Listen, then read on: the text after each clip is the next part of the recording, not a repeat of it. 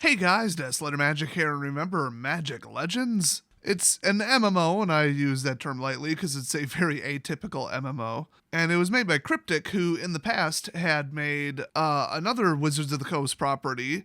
Of course, Dungeons and Dragons. They made the game Neverwinter, which was, a pretty decent MMO. Very, very generic, typical, safe MMO. A lot of mobile style dailies, but not a lot of mobile style microtransactions. It was a very fair game, very, cheap to play for free. I played it for quite a while. I was actually in the top 1% on PvP, so, that was fun. But still, very solid game. A lot of people played it, so when they heard, hey, they're making a Magic the Gathering MMO, I thought, oh my gosh, just reskin Neverwinter. I could have some fun with that for like 3 years. So I think that's what everybody expected from what I heard, but no, it's totally like an action RPG. It's more Diablo 3, I'd almost even say like Gauntlet Legends if you're that old. It's, run through the map, use an ability, use AoE, kite stuff around, group it together, and drop an explosion, that kind of thing. Real simplistic, real arcadey console style stuff from what we've seen so far. So get this, they had a private, invite only beta. I signed up for it, and this was it had to have been 4 or 5 months ago. It was a long time ago. It was, I think, like a 3-day weekend thing, Friday, Saturday, and Sunday, but everybody involved had to sign an NDA that we wouldn't take a screenshot, we wouldn't take a recording, we wouldn't talk about it, we wouldn't review it, nothing, absolutely nothing, which is why you haven't heard anything from me. Just kidding. I was working one of those days, and then I worked so late that I pretty much slept all day, and then the third day I just forgot to log in. So I actually never got to play it during the closed beta. Which means also I never signed the NDA, but also I never saw anything. I literally didn't see 1 second of gameplay from that beta. So, ya boy Des done screwed up, but good news, on March 23rd, coming right on up in just about 2 months, there is an open beta, open to the public. You can jump on and play it, test it, and give your feedback, which I suspect will be very mixed. The feedback from the initial footage that they showed off a good, 10, 20, 30 minutes of gameplay, if I remember correctly, quite a while ago. I'm sure the game's changed a little bit since then, but, the basic tenets of it haven't. And I think a lot of people are going to be like, not balanced. This one's better. This premium character is better. This is, better. They're probably going to stick to free only, but I don't know. They might just give everybody a ton of premium currency and say, here, test this too. Either way, with games like this, people are already complaining that the premium classes are going to be more powerful with higher DPS and just, faster level clearing than the free ones. And we haven't seen them yet at all. So based on nothing but suspicion of greed in a free-to-play game, because the game is going to be free, no $60 price tag here, people are already accusing them of tilting it in favor of the premium ones so that everybody buys them.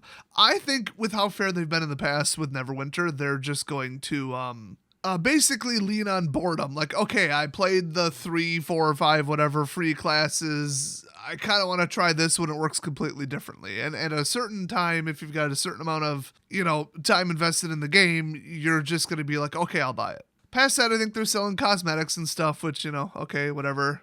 But yeah, as soon as this comes out, I'm going to jump on, I'm going to stream it. It's such a game that I'm not that interested in, and then I'm probably only going to play for like a month from what I'm looking at it. I'm not going to hide my username. In fact, if you can make in-game guilds or clans or whatever, sure, why not? And if they want to make the immensely stupid move of one, absolutely pissing me off when I've got some serious dirt on their company that would bury them, and 2, eliminating a giant source of tens of thousands of views of free marketing for the game, they can just pull that red dot out, aim it directly at their foot, and pull the damn trigger. Fine, that's on them.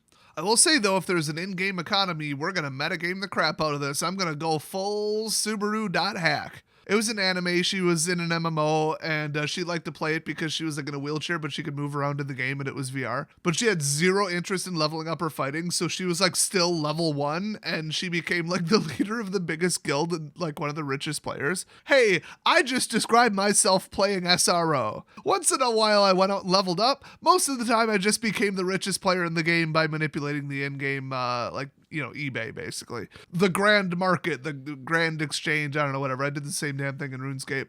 I bought 500,000 gold bars one time because I had a good, info that they were going to go up. I might change my in-game username to Alpha Investments. But yeah, if they have like an item and loot drop system and like a sales system, I'm going to jump on it. It looks like they may not. Although that was a huge moneymaker in Neverwinter. So I don't know. But just keep in mind, Cryptic makes really good, solid games. As far as microtransactions and abusing the customer base goes, they've been pretty fair, at least when I played their one game that I played.